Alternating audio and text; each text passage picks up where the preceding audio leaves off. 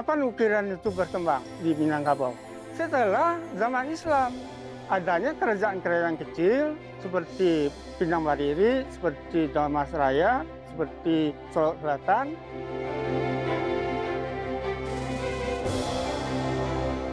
Bukan semua rumah gadang itu punya ukiran. Itu juga melambangkan status sosial satu kaum. Karena buat ukiran ini biayanya juga besar.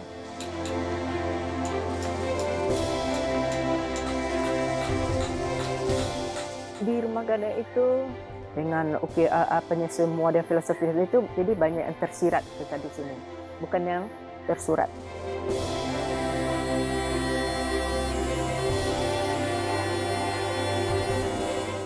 Untuk ukiran yang asli itu sebetulnya bahasa. Ukiran itu menjelaskan ajaran-ajaran kepada anak cucu, manakan bahasa semiotik.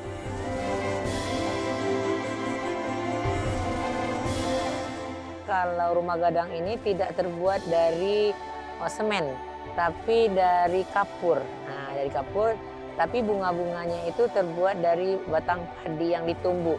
Dan lemnya itu dari putih telur.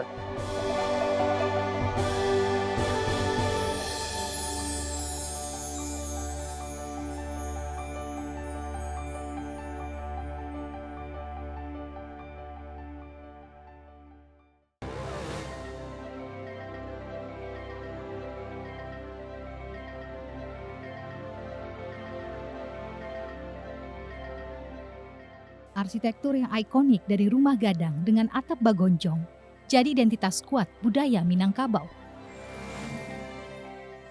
Meski ada sedikit perbedaan pada masing-masing rumah gadang di Nagari, sesuai luhak, daerah perantauan, dan keselarasan yang dianut, rumah adat itu tetaplah gagah dan berevolusi. Bangunan pertama di Minangkabau itu adalah yang disebut dengan Gajah Maram, yaitu yang ada di Pariangan. Ciri dari Gajah Maram itu adalah ruangnya berbilang ganjil, kemudian memiliki gonjong yang 4. Kemudian dari sisi-sisi apanya ini, kiri kanan itu tidak ada anjungan. Jadi dari dasar Gajah Maram ini kemudian berkembang berbagai-bagai corak rumah gadang yang ada di Sumatera Barat sesuai dengan perkembangan luhak. Perkembangan luhak itu kan ada luhak agam, luhak tanda datar, dan luhak 50. Nah, jadi apa yang berkembang di luhak agam itu adalah bangunan Surambui Pape. Kemudian yang berkembang di Payakumbuh adalah Gonjong Limo. Kemudian ada perkembangan baru yaitu bangunan Beranjung. Itu masih misteri. Jadi bagaimana evolusi bangunan? Evolusi bangunan itu adalah bukan dari kompleks ke sederhana, tapi dari sederhana ke kompleks. Filosofi terdapat pada setiap sudut rumah gadang. Pada jumlah gonjongnya, pada setiap tonggak, serta pada setiap ukiran yang indah dipandang dan penuh makna. Namun, menurut penulis buku Rumah Gadang Baranjuang Nasbahri Coto, rumah gadang Minangkabau di masa awal belum berukir. Ukiran berkembang setelah Islam masuk ke Minangkabau. Ukiran itu maraknya muncul adalah pada waktu kerajaan Islam, karena mereka punya istana, punya ini, jadi butuh ukiran. Muncullah sentra-sentra pengukir.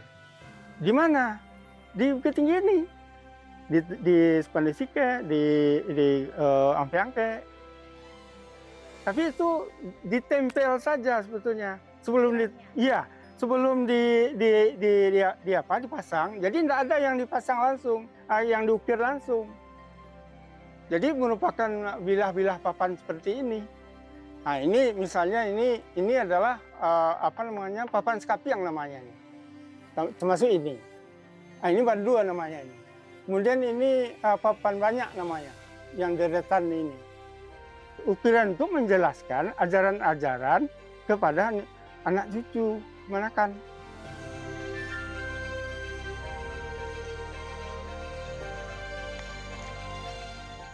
Tambo Minangkabau mengartikan rumah gadang sebagai pusat kehidupan adat. simbol matrilineal dan warisan pusaka tinggi keluarga. Selain sebagai tempat tinggal perempuan beserta keluarganya, tempat musyawarah dan mufakat serta upacara adat, Rumah Gadang juga menjadi simbol status satu kaum. Museum Bustanil Arifin punya kedua jenis rumah gadang menurut keselarasan itu. Di sini ada banyak arsip rumah gadang lama dari berbagai nagari di ranah Minang yang dikumpulkan, salah satunya dari perpustakaan di Belanda. Ada 2 tipe rumah gadang, dari Kelarasan Koto Piliang dan dari Kelarasan Budi Caniago. Ciri-ciri rumah gadang Koto Piliang, dia mempunyai anjungan kiri dan kanan. Rumah gadangnya rata itu dari Kelarasan Budi dan Caniago. Perbedaannya lagi, Koto Piliang datuknya Datuk Katumanggungan, Budi Caniago datuknya Datuk Perpatian Sabatang. Sistem pemerintahan juga berbeda. Koto Piliang sistem pemerintahan lebih otokrasi, di Rumah Gadang Budi Caniago lebih demokrasi. Ukiran di ranah Minang bukan sekedar hiasan estetika, melainkan elemen budaya krusial yang punya peran mendalam sebagai penyampai nilai filosofi, tatanan sosial, dan kearifan lokal. Yang di tiang di dalam rumah gadang, di tiang-tiang itu kita dibuat ukiran itu namanya si kucing lalu. Ini melambangkan sifat orang pemalas ini. Kenapa diletakkan itu di dalam rumah gadang? Kita di Minang, kalau terjadi pernikahan, suami tinggal di rumah istri. Suami dan keluarga istri kan bermacam-macam tabiatnya. Kalau ingin dihargai di dalam keluarga istri, jadilah orang Sumando nenek mama. Ini orang Sumando atau menantu laki-laki yang jadi panutan dalam keluarga istri. Untuk menyindir kepada orang Sumando laki buruk yang pemalas, berbicara orang rumah gadang kepada kucing sekeras-kerasnya seperti ini. Kucing kau lalu saja. Menyindir orang Sumando laki buruk yang pemalas, gambaran seperti kucingnya lagi tidur. Ada ukirannya. Ada ukirannya. Si kambang mani. Di pintu atau jendela namanya si kambang mandi, ini melambangkan sikap keramatamahan orang Minangkabau dalam menyambut tamu. Ada lagi di bawah jendela itu itiak pulang patang. Ini melambangkan keteraturan atau kedisiplinan. Titik jalan tidak ada yang mengkomandoi, teratur berbaris satu-satu. Juga ada lagi nama ukiran itu pucuk rabuang. Dengan pepatah adatnya berbunyi, kitik paguno gadang tak pakai. Lumayan ini melambangkan kita seorang itu harus pandai beradaptasi dengan lingkungan. Kalau aku itu melambangkan tanggung jawab seorang laki-laki di Minangkabau. Kalau aku kacang balimbiang, tampuruang lenggang lenggokkan di bawah orang kasaruaso. Anak di pangku kamanakan di bimbiang, orang kampung dipatenggangkan tenggang adik jadi penaso. Jadi laki-laki di Minangkabau, kalau sudah menikah, pasti akan jadi seorang bapak dan jadi mama dari kemenakannya. Jadi banyak. Memang semua bukan sekedar diukir. Ada makna yang terkandung dalam ukiran-ukiran itu.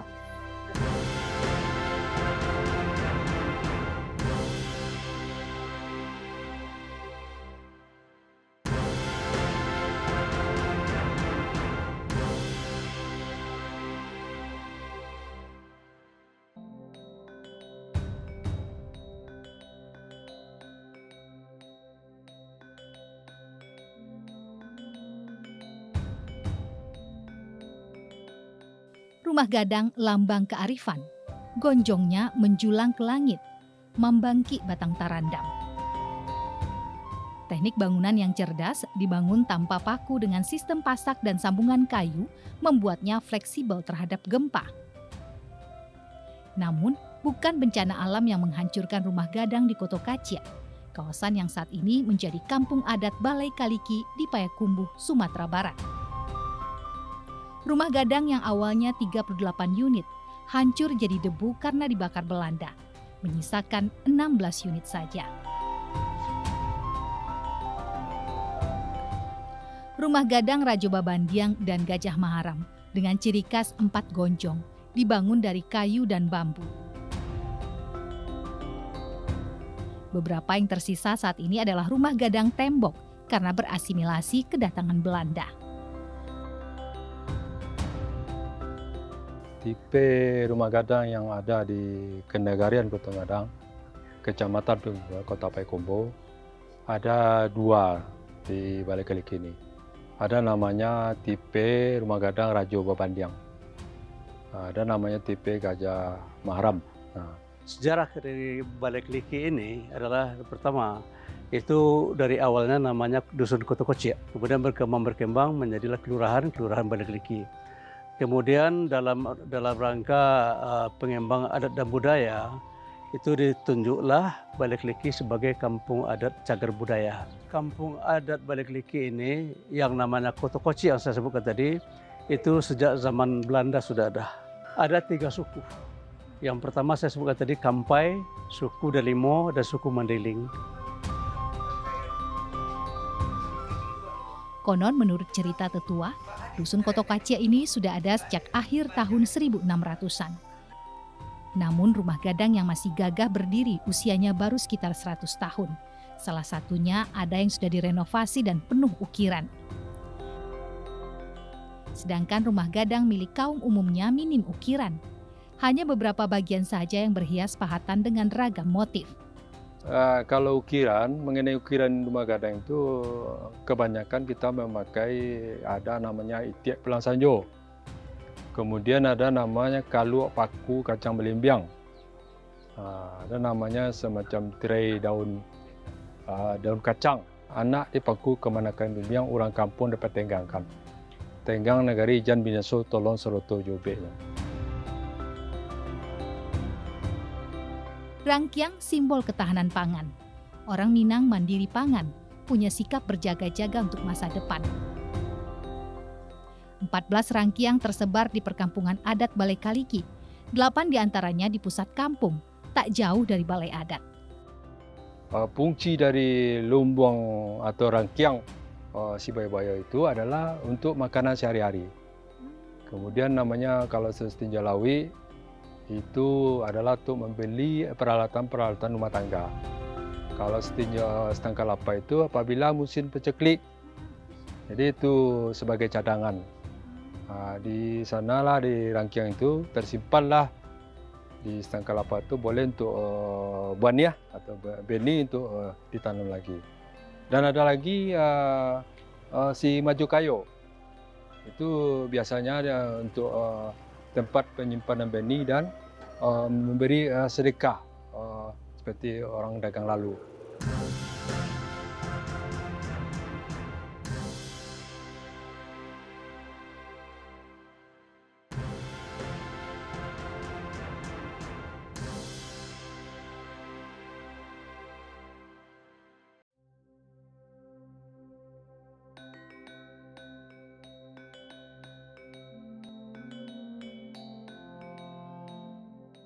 Selama rumah gadang masih berdiri, selama rumah adat Sumatera Barat ini masih dicintai anak negerinya, seniman ukir Minangkabau tak akan punah. Sejak puluhan tahun terakhir, permintaan ukiran ke sentra pengrajin di Dusun Kurai Bawah Nagari Koto Gadang, Kecamatan Baso, Kabupaten Agam terus mengalir. Bahkan ukiran Minangkabau yang penuh pesan tersirat itu tidak hanya untuk ornamen rumah gadang, tapi untuk kebutuhan lain yang mengadopsi bentuk gonjong rumah gadang. Untuk rumah makan hingga perkantoran mereka yang merantau dalam dan mancanegara. Apalagi kayu yang digunakan adalah kayu surian terpilih dari Sumatera Barat.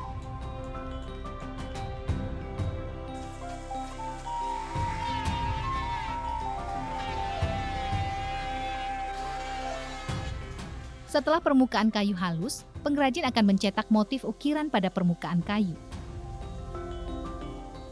Fase ini terdiri dari 3 tahap, yakni manata menggunakan pisau, kemudian cukia atau congkel menggunakan pahat datar dan panjang, lalu pada fase akhir ukiran akan dirawi. Ukiran Minangko kan bermacam ragam. Nah, ada Cino Sagagang, ada Siriah Gadang, ada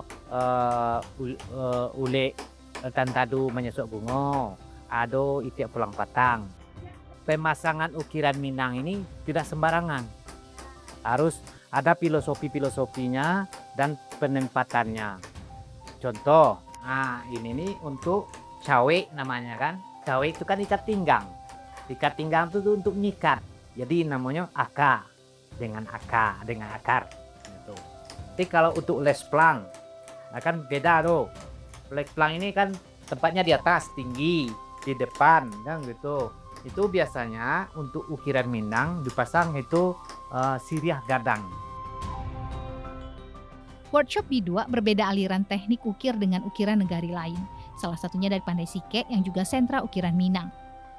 Yang buka sanggar kami udah dari tahun 2010 yang di sini ya. Tapi sebelum itu kami udah pekerjaan ini udah turun-temurun dari orang tua kan gitu. Bapak kita dulu usahanya ini juga khusus ukiran rumah gadang khas Minang kan, ukiran Minang. Pertama mau tahu budaya, keduanya kita nggak ingin ya ciri khas budaya Minangkabau ini hilang, nggak mau, kita nggak ingin kita maunya kalau dapat ini berkesinambungan nanti sama cucu-cucu kita, dia masih mengenal budaya Minang kan itu. Sedangkan orang luar aja bangga dengan budaya kita, ngapain kita harus diapakan budaya kita kan.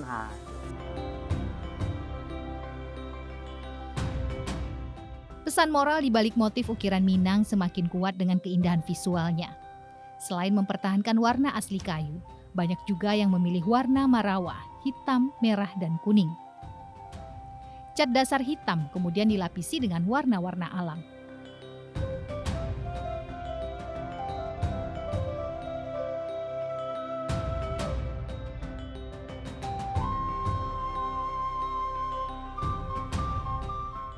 Sanggar Ukiran Minang Bidua saat ini adalah generasi kedua. Selain promosi dari mulut ke mulut, pengrajin ukir menerima permintaan yang masuk dari media sosial. Keluarga besar menurunkan kemampuan seni ukir mereka pada setiap generasi muda yang hadir, mencintai peninggalan nenek moyangnya dan mengembangkan pemasaran dengan memanfaatkan teknologi.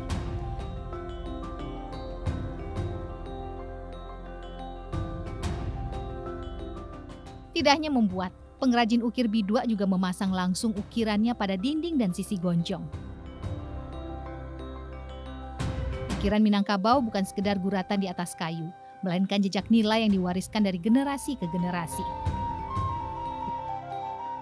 Kesejahteraan ukiran singok rumah gadang. Ada orang sebagian yang bilangnya dinding hari. Nah, kalau di rumah gadang di Minang singok namanya. Kiri kanan. Ada di depan, khususnya di bawah gonjong gitu. Ada bungo sama aji. Aji kan ada pula orang bilang saik kalamai. Itu. Ukiran kayu. Terus habis itu ada cawe. Cawe itu dah akar sagagang, Cino sagagang tadi. Di bawah itu ada tirai. Tirai itu full. Ini full penuh di atas. Ini rumah gadang kebetulan yang sedang dibangun, rumah gadang. Orang rumah gadang kalau di sini namanya Kutianyi. Istilah orang Minangnya ada Kutianyi, ada persamaannya sama Caniago. Tidak banjuang deh Pak ya? Enggak, yang banjuang tuh orang Koto. Koto Liang. Budi Caniago. Budi Caniago. Datar. Samuan tengahnya itu ya, Samulo aji di belakang samping ya. Kalau aji kiri, Samo kiri kanan. Nggak apa, langsung aji leris kok.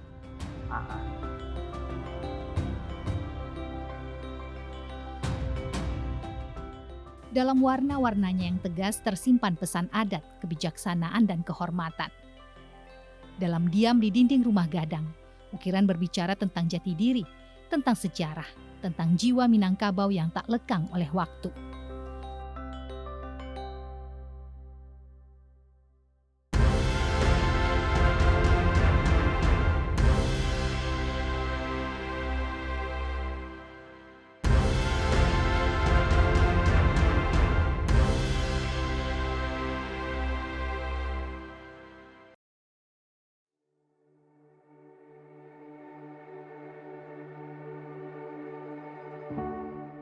Sebuah akulturasi budaya Tionghoa dalam arsitektur Minangkabau begitu indah pada rumah gadang ukiran Cino. Ukiran yang tidak lazim ditemukan pada rumah gadang pada umumnya.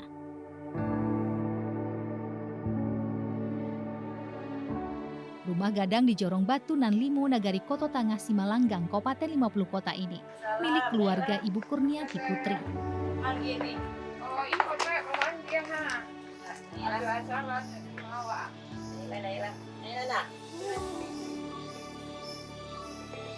Sejauh ini, rumah gadang ukiran Cino ini adalah rumah gadang tembok tertua yang ditemukan di Sumatera Barat. usianya hampir 125 tahun dan satu-satunya rumah gadang berukiran Cina.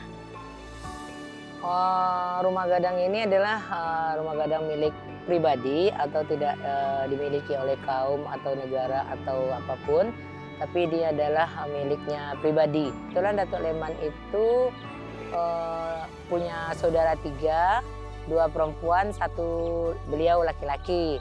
Jadi kami adalah keturunan dari anak adik beliau. Rumah ini berdiri selesainya tahun 1902. Sesuai dengan apa yang di kelambu ada kelambu merah tadi yang 15 Maret 1902 sudah pakai. Ini kata kemarin ini ada awal Maret kemarin datang orang dari Hong Kong mengatakan itu adalah keturunan beliau yang membuat atau leluhur ya. Kenapa bisa Datuk Leman? Karena orang itu berniaga ke sini atau berdagang ke sini dan tidak mempunyai biaya untuk pulang. Karena tidak ada biaya untuk pulang, Datuk Leman ini meminta mereka membuatkan rumah yang ukirannya keturunan daripada Cina atau Cina Makau. Kalau cerita orang-orang dulu mengatakan kalau rumah gadang ini tidak terbuat dari semen, tapi dari kapur. Nah, dari kapur, tapi bunga-bunganya itu terbuat dari batang padi yang ditumbuk. Batang padi yang ditumbuk dan lemnya itu dari putih telur. Makanya mudah dipatah-patahkan setiap pengunjung yang datang. Dan warnanya pun masih warna utuh dari tahun pertama berdiri.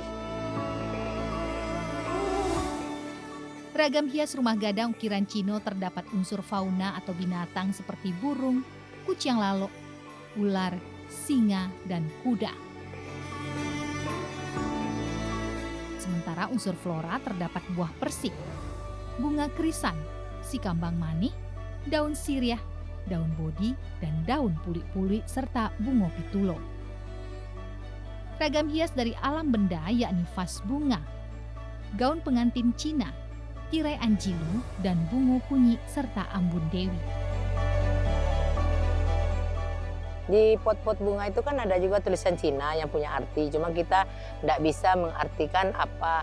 Cuma di sana kemarin kita melihat orang Hong Kong itu menyatakan kalau setiap orang yang datang ke rumah ini selalu membawa keberuntungan, dan keberuntungan. Nah, itu kata mereka. Yang di vas bunga itu. Setelah itu burung itu yang punya burung seperti ini, merpati.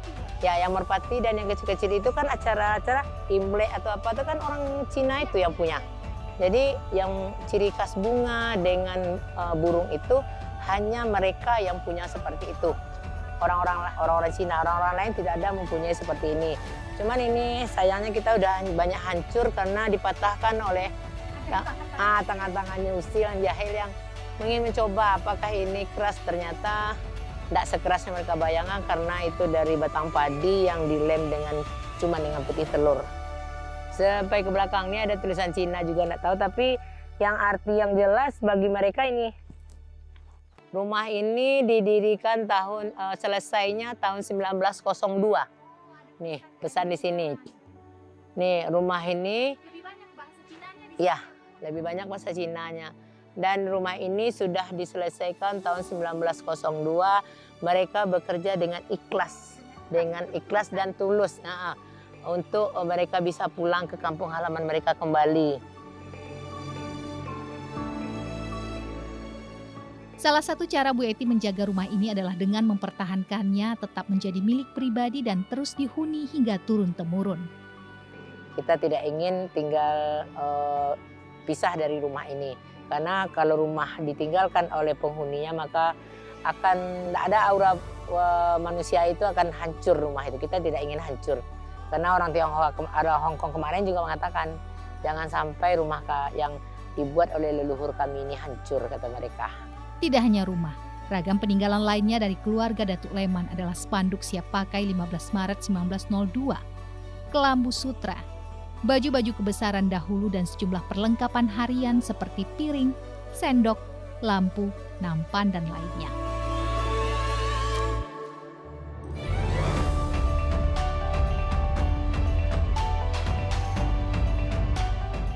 Di balik setiap ukiran ada jiwa yang berbicara. Di bawah terpaan cahaya, motifnya seperti menyampaikan ketenangan dan keindahan yang tidak selalu lahir dari keseragaman, tapi justru dari dua budaya yang berpadu harmonis. Rumah gadang ukiran Cino terasa seperti menjadi bukti bahwa budaya Minangkabau sejak dulu terbuka terhadap pengaruh luar tanpa kehilangan identitasnya.